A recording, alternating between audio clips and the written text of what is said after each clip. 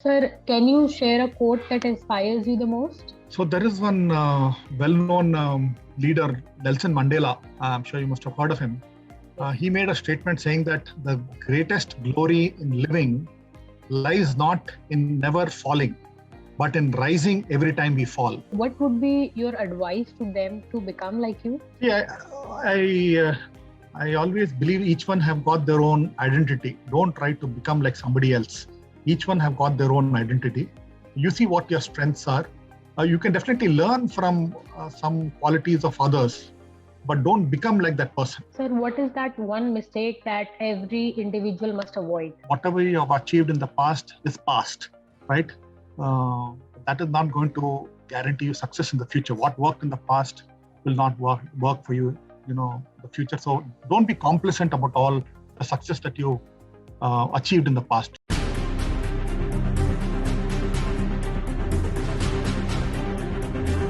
Hello everyone, welcome back to our channel startuplanes.com. I am Gyaneshwari Agrawal and I am conducting a series of interviews with the topmost corporate leaders of the leading company around the globe. For today's interview, we have Mr. Sunil David with us. He is the Regional Director of AT&T India. He is a person with 27 years of experience in telecom and IT industry. He is also a winner of number of awards for his work in digital technology advocacy and digital skilling initiatives. So let's get ahead and learn from his experience. Hello, sir. I'm Gyaneshwari Agrawal from Startup Lanes, and we are really very honored to have you on board with us. Thank you, Gyaneshwari. Thank you. So I would like to request you to please introduce yourself to the viewers. Yeah, I'm Sunil David. I'm the Regional Director from AT&T, responsible for IoT business for India and ASEAN region. I have a total of 27 years of experience in the IT and telecom industry, of which almost 19 years of with AT&T. So, sir, my very first question to you is, what inspired you to join this company? So, Gyaneshwari, this was way back in 2001. At that point in time, I was a software company called Polaris Software. And at that point in time, I was looking for an opportunity where I could join a large multinational, where I can get exposed to the world-class systems and processes. And AT&T was definitely one of those large multinationals that I was always aspiring to join. And I had that opportunity in October 2001 when I joined AT&T. So, and I cherished the 19 years that I spent with AT&T, Gyaneshwari. So, sir, what is like your life mantra? So there are one or two mantras which I always follow, Gyaneshwari. One is trying to create a positive impact. Okay, so in what I do, whether from a personal perspective or from a work perspective, I need to create a positive impact. That is one mantra. Secondly, I need to give my best in my work. Okay, so it should not be half-hearted. I need to give my best as far as my work is concerned.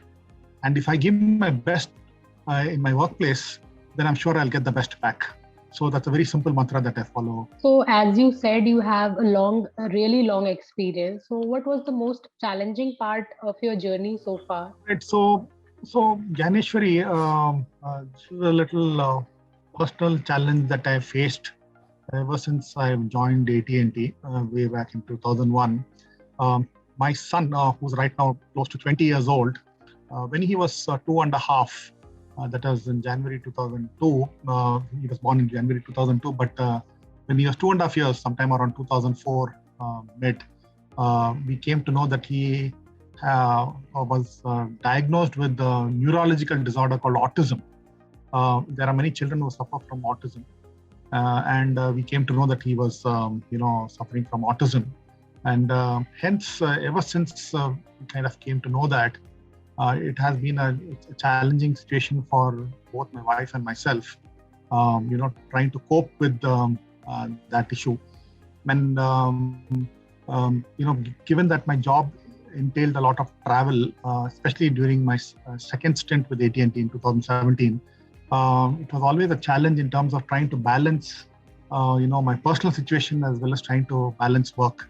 And meanwhile, I work while I'm not traveling, given that we are an American company and we kind of have to work across sometimes 2 time zones, India and the US.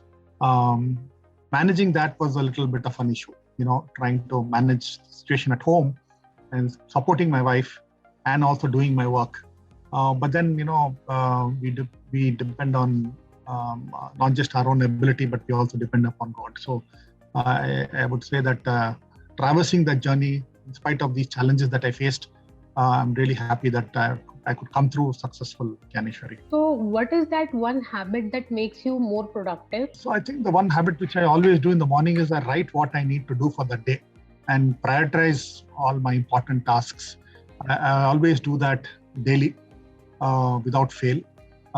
Secondly, I do a lot of reading, Gyaneshwari. So given that, I'm very closely interacting with customers, partners, various other stakeholders, I need to make sure that I'm equipped not just with the subject knowledge related to my work, but also about the industry, about the economy and other aspects, right? So I make sure that I read all the 3 newspapers cover to cover, Times of India, Hindu and Economic Times. So that way, before I start my day, I kind of know what is happening around the world.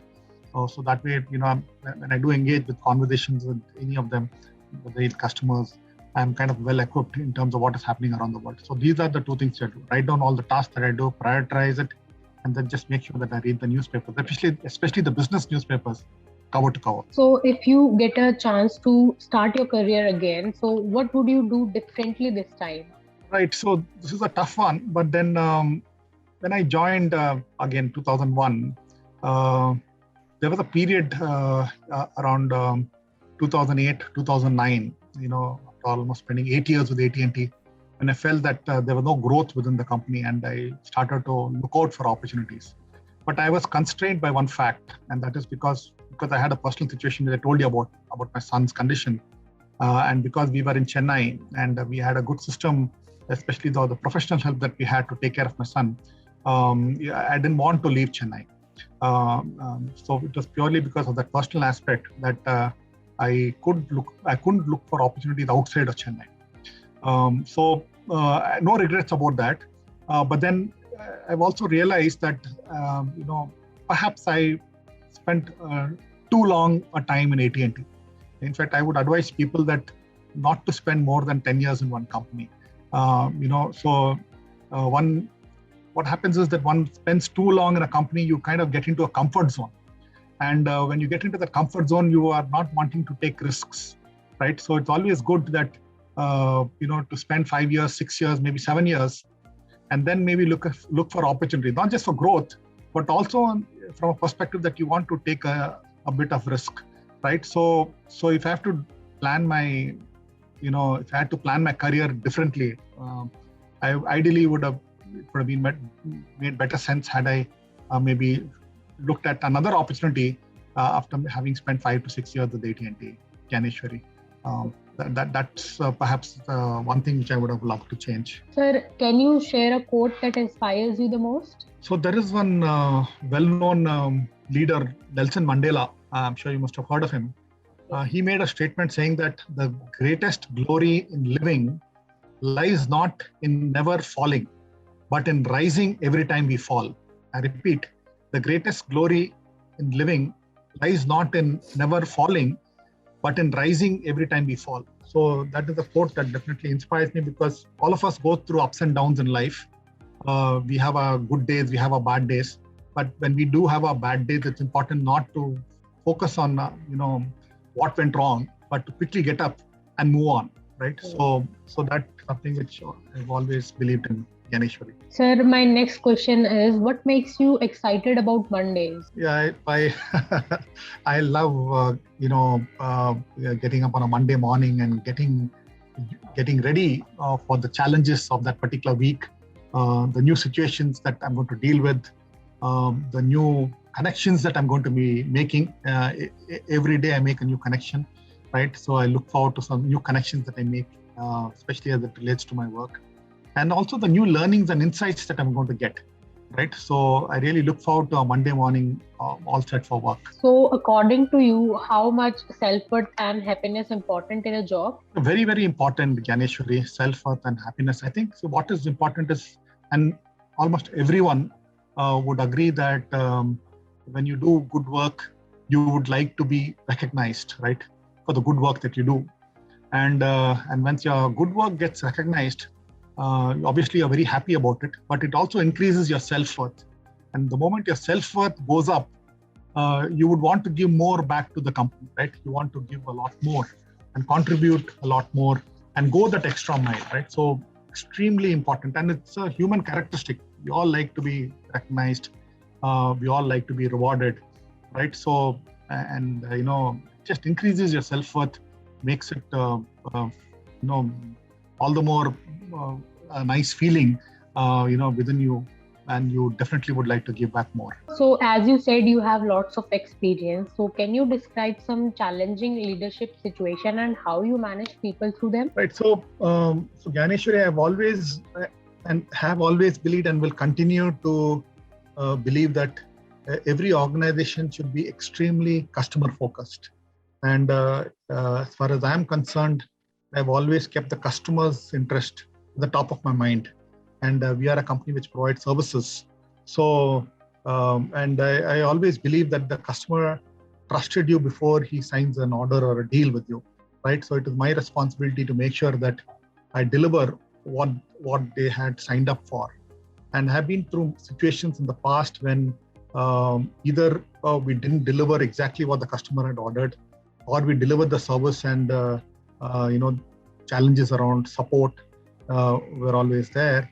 And there are times when I found myself dealing with situations where the customers came to me for help, and I was kind of stuck in the sense that my hands were tied because there were so many dependencies on other people, and because the others whom I depended on, they were not putting themselves in customer shoes. They were not in a position to solve the customer's problems at that point in time. So those are challenging times that I've had, especially as it relates to customers. And hence, the way I handle those situations is just making sure that all other stakeholders who are involved in trying to solve a customer problem, they're also sensitive to the needs of the customer. So I always make it a point to get that message across to all of them that, hey, put yourself in the customer's shoes so that these customer problems can be sorted out, right? So, and even the people that I manage, always I've been telling them that even if it's a mail that a customer has written and needs a response on, they need to be responded to immediately. Whether or not you have a solution or not is a different matter, but at least a simple mail saying that, hey customer, I understand your challenge and I'm trying to solve that, right? So it is largely around trying to solve customer problems. Those are the challenging situations that I've gone through. And what really ticked for me is just being calm and composed. At the same time, being firm and affirmative in terms of making sure that all other stakeholders are sensitized about the need to solve customer problems. Gyaneshwari. So, what was the most happiest, saddest, and the most inspirational moment of your life or your career? So, two moments in my life, as far as happy moments are concerned, Gyaneshwari. In 2006, there is an award which AT&T called the AT&T Gold Club Award, where outside of the US, they recognize individuals who have performed really well, and what they do is they invite that person along, either his spouse or his mother or any relative. They're invited to the US, and they're given an award. And in 2006, I had the opportunity to take my mother along with me to Las Vegas to receive that award. I could not take my wife because my son was too young. So that was number one. And in 2011, again, the Diamond Club Award, I did really well in 2010, for which I got recognized in 2011. I was able to take my wife and my son. Again, this time it was in Las Vegas, where we stayed at the Bellagio. So I could take my wife and my son there. So that was definitely another happy moment in my life, where I could take my family and they could enjoy the success that I had. As far as the saddest moment, I would say in my career is, I don't want to name the company, but I had a situation about 5 years back when I had there was a reorganization within my organization that I was working for, and I was told that I had to report to a peer because of the reorganization. I had to report to a peer, and I found that very, very difficult because when I had actually signed up with the organization a few months before, my goals, my charter was very clearly defined. And I had a situation where I had 3 or 4 different bosses over a period of 6 months. And the new boss that I had to report to had made this org change. And it was very, very difficult for me to reconcile to that situation where I had to report to a peer. So I would say that was one of the toughest and saddest moments of my career when I had to go through that situation. And as far as the inspirational moment is concerned, it's always nice to be recognized by industry bodies, right? Not within your company, but when others see the work that you do, right? So that definitely inspires you. And in 2017 November, the World Marketing Congress had recognized me as one of the 50 most influential digital marketing leaders across India. And I was invited to Mumbai to receive that award. And the first time ever that an external body had recognized all the work that I did, and I got recognized for that. And I traveled to Mumbai and received that award. That was the first of my many awards that followed after that, Gyaneshwari. So that was definitely an inspirational moment in my life. So you have reached to a position, many people look up to you. So what would be your advice to them to become like you? Yeah, I always believe each one have got their own identity. Don't try to become like somebody else. Each one have got their own identity. You see what your strengths are. You can definitely learn from some qualities of others, but don't become like that person. Because you are yourself. You have your identity, right? So, simple thing, Gyaneshwari, I think you got to, put in hard work. I think there's no substitute for hard work. And one has to always be in a lifelong learning mode. Nobody can never say that I've learned it. I have learned enough. I don't need to learn more. Even at my age, there's always something that I learn every day, right? So unless one gets into that lifelong learning mode, I don't think anyone can succeed. And especially in today's context, when technology is changing so fast, one needs to constantly be in that learning mode, right? So be yourself, put in the hard work, learn, and then success is bound to follow. So, sir, how can a job seeker get a job in your company? So we have a portal, the AT&T Jobs portal that is there in the public domain. People who want to apply, they can always go there and apply through that portal. We also use platforms like LinkedIn to advertise jobs.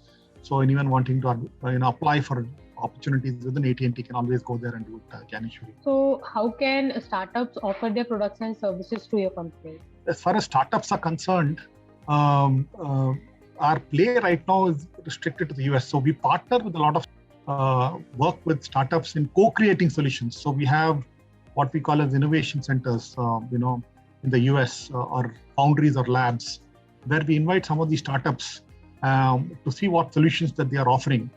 And what we do is we also invite some of our customers, and we try to see how we can address those customer problems by kind of co-creating solutions with startups. Okay, and that's how what we do is we get the startups involved. Because see, today one challenge the startups face is getting access to market opportunities. And what we try to do is we try to play the role of a facilitator or the bridge that will connect the startup to the end enterprise who needs to consume the solution, right? So we kind of play that role, getting the startup involved very early in an opportunity and try to co-create solutions and take it to the clients. So that's what we do. As far as India is concerned, I have engaged with a number of startups, and there are times that I have got startups connected to many of our large customers that they could directly go and position themselves, right?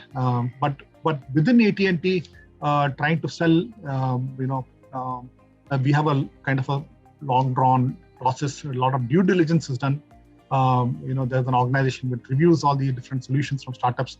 And if they find that there's something really unique, something very different, then yes, we can look at that possibility. But then there's a separate team, not here in India, but in the US where we are headquartered, which does all that due diligence, Ganesh. So I'm not saying that it's not possible, but there is a process that needs to be followed for that. So, sir, is there anyone you would like to thank you for supporting you in your career? Lots of people, Gyaneshwari. First thing is, of course, my family support, because my job, especially in my second stint with AT&T, entailed a lot of travel.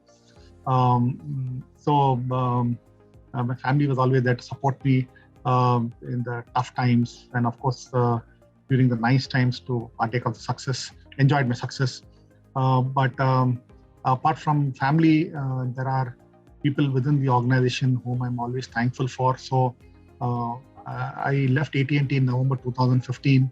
I joined another company for about a year. I was not really happy with the way the company was operating, and I was forced in a situation where I left them in December 2016. And when I was looking at opportunities outside, my manager at that point in time, his name is Sanjeev Bhagat, who's right now VP of ASEAN. He reached out to me and said that there could be a potential opportunity within AT&T, and he asked me to apply for that opportunity. And in March 2017, I came back to AT&T, and I would definitely like to thank Sanjeev Bhagat for being an instrument in my coming back. Number two, for the few years that I handled the role, so I looked after IoT business from 2017 March until last year. This year I had a role change, but for the close to 4 years that I was looking at the IoT business, I was reporting to a lady by name Mary Beth Asher, and she was a wonderful leader, and she was actually instrumental in me being retained within AT&T, because there were other peers of mine who had to be let go of because of the reorganization that we had late last year. But Mary Beth played a big role in me staying back, and I got this new role. And third is my current boss, Arun Khanna, because even after I took up this new role, even though I may not have a need to look at any aspects of my earlier role, he's allowed me to pursue my passion. So my passion is to share my experiences and learnings through various industry forums, mentoring students and all that stuff. So he's kind of allowed me to pursue that passion. So I really am thankful to Arun as well for what he's done for me. So sir, what is your feedback on Startup Lanes? So I think this is a great initiative, Gyaneshwari, what Startup Lanes is trying to do, where you're trying to get leaders to come and share their experiences, their learnings, because this is so important to motivate all the other startups, right? So one should not be constrained in terms of what they can do, right? Today, everybody thinks that, okay, after I finish my engineering or I finish my degree, I must get into a 9-to-5 kind of a job. But I think there are enough problems in India which needs to be solved, and one can actually start his own company, right? The opportunity is huge. We have the skills. The ecosystem is developing, and it's there's never a wrong time to start a company, right? And those who are wanting to start companies, all the startup founders, I think this is a great platform where they can learn from leaders in terms of how they've handled different work situations, right? So I think it's a great initiative by startups to kind of play that platform, to set up a platform rather where you're connecting startups to enterprises and using sessions like this to motivate them. So kudos to y'all in terms of your initiative. So sir, nextly you have to answer the questions in a line. Share your original quote. Yeah, so this is something which I did today, Gyaneshwari, because you said it's original quote. So I'm just quoting what I've written down here. Confidence, clear communication, cool and composed, and contentment are life's vitamins that one has to have enough doses of to make an impact and create value. So this is my own original quote, which I repeat again. It's confidence, clear communication, cool and composed, and contentment are life's vitamins that one has to have enough doses of to make an impact and create value. Yes, sir. It's very nice. Sir, one tip to success. So I think two things, Gyaneshwari: hard work and focus. So as I mentioned earlier, no substitute for hard work. And focus is very, very important. Once you put your mind on something, you got to focus on that and go all out to achieve it. I think that's the tip to success, Gyaneshwari. Sir, what is that one mistake that every individual must avoid? Yeah, and that the mistake one should avoid is not being, complacent about your past success. So whatever you have achieved in the past is past, right?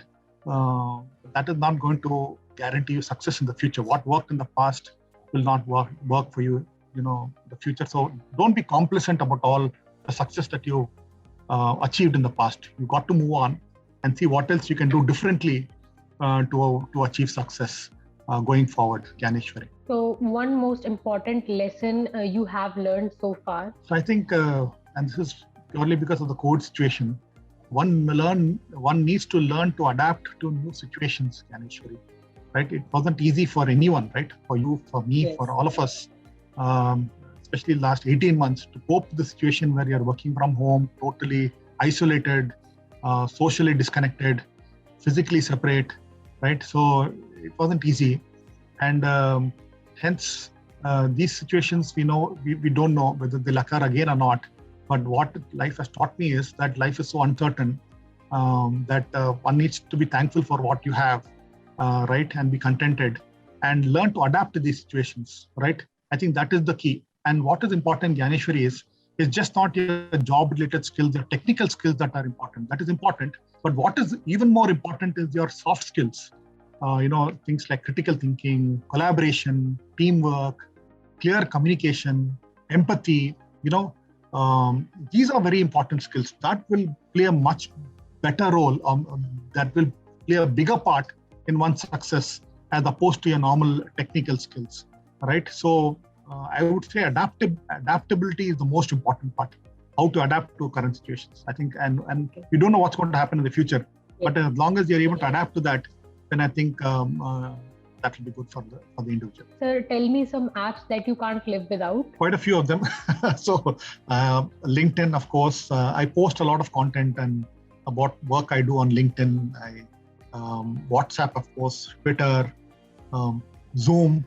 We are on Zoom today, right? Yes. So these are apps that I just can't live without, Gyaneshwari. And my last question is key for the workplace. I think attitude is the most important thing, Gyaneshwari. I think, positive attitude, right? So when you come to your workplace, you got to have that positive attitude. I think that is most important, right? So that is the key in any workplace, in my view, Gyaneshwari, a positive attitude. So lastly, I would like to thank you for your great words and for your valuable time. It was really nice talking to you. Thank you so much, sir. Thank you, Gyaneshwari, for this opportunity.